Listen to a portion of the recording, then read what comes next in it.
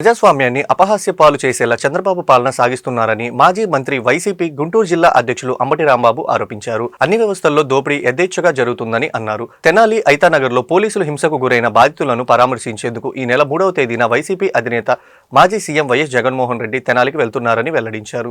ఆదివారం Guntur YCP camp కార్యాలయంలో ఏర్పాటు చేసిన మీడియా సమావేశంలో ఆయన మాట్లాడుతూ రాష్ట్రంలో పోలీసు రాజ్యం నడుస్తుందని, ఎండీయూలతో 72 నెలల ఒప్పందాన్ని కూటమి ప్రభుత్వం కొనసాగించాలన్నారు. లేని పక్షంలో 20,000 మంది రోడ్డున పడతారని చెప్పారు. జూన్ 4వ తేదీన వెన్నుపోటు దినం నిరసన కార్యక్రమాన్ని విజయవంతం చేయాలని అన్నారు.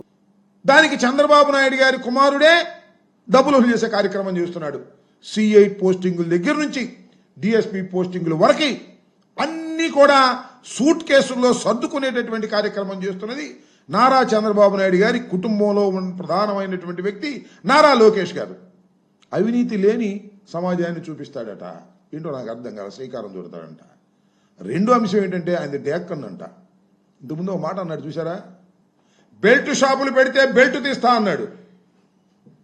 ఎక్కడున్నాయా బెల్ట్ షాపులు? అసలు ఉన్నాయా రాష్ట్రంలో? అన్ని చోట్ల బెల్ట్ షాపులే కదండి. ఎక్కడ పడితే అక్కడ గుట్టలు గుట్టలుగా బెల్ట్ షాపులు ఉన్నాయి. మరి బెల్ట్ తీయలేనా ఇంతవరకు? బెల్ట్ షాపులు మాత్రం విచ్చలవిడిగా జరుగుతూ ఉన్నాయి. ఏమి తెలియనట్టు కూడా ఒక మాట మాట్లాడతాడు, ఘీంకరిస్తాడు, మళ్ళీ వెళ్ళిపోతాడు. ఇవాళ కూడా అదే ఘీంకరింపు. బడులు తెరవగానే అమ్మకు 100 డబ్బులు ఇస్తాడు. బడులు తెరంగానే ఇస్తా అంట. ఈయన ముఖ్యమంత్రి అయిన తర్వాత బడి వాళ్ళే తెరుస్తున్నారేమో. ఇంతకుముందు తెరవలేదా? బడి తెరిచారు. ఎంత అన్యాయమయ్యా నాకు అర్థం కాలే చంద్రబాబు నాయుడు గారు. 15,000 అని కబడ్డీ కోత పెట్టినట్టు కోత పెట్టారే మీరు, మీ మంత్రివర్గ సభ్యులు, ఇవాళ మంత్రివర్గంలో ఉన్నవాళ్ళు. 15,000 అని కబడ్డీ కోత పెట్టినట్టు కోత పెట్టి మీరు అధికారంలోకి వచ్చిన తర్వాత బడి తెరిచినా కూడా 15,000 సంగతి దేవుడు ఎరుగు, ఒక్క పైసా కూడా ఇవ్వనటువంటి పరిస్థితి.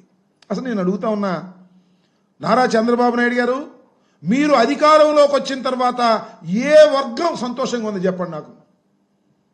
ఏ వర్గం, ఒక్క వర్గం సంతోషంగా ఉందని చెప్పండి. విద్యార్థుల, యువకుల, ఉద్యోగుల, వ్యవసాయదారుల, ఎవరు, పారిశ్రామికవేత్తల, ఒక్క రంగమైనా సరే శభాష్ చంద్రబాబు నాయుడు గారు బ్రహ్మాండంగా ఉన్నారు. కనీసం అమరావతి రైతులు వాళ్ళను సంతోషంగా ఉన్నారా? వాళ్ళు సంతోషంగా లేరు. ఒక దుర్మార్గమైనటువంటి పరిపాలనని ఈ 12 మాసాలు చవి చూసినటువంటి సందర్భాన్ని మనం చేస్తున్నాం. మీరు చూశారు కదా, మా ప్రభుత్వాన్ని చూశారు 5 సంవత్సరాల పాటు. చంద్రబాబు నాయుడు గారి ప్రభుత్వాన్ని 1 సంవత్సరం పాటు చూశారు. మాది నాటే ప్రభుత్వం, చంద్రబాబు నాయుడుది పీకే ప్రభుత్వం. అంటే ఒక మాటలో చెప్పాలంటే ఉద్యోగాలు ఇచ్చే ప్రభుత్వం మాది. చంద్రబాబు నాయుడు గారు ఉద్యోగాలను పీకేసే ప్రభుత్వం చంద్రబాబు నాయుడు గారిది.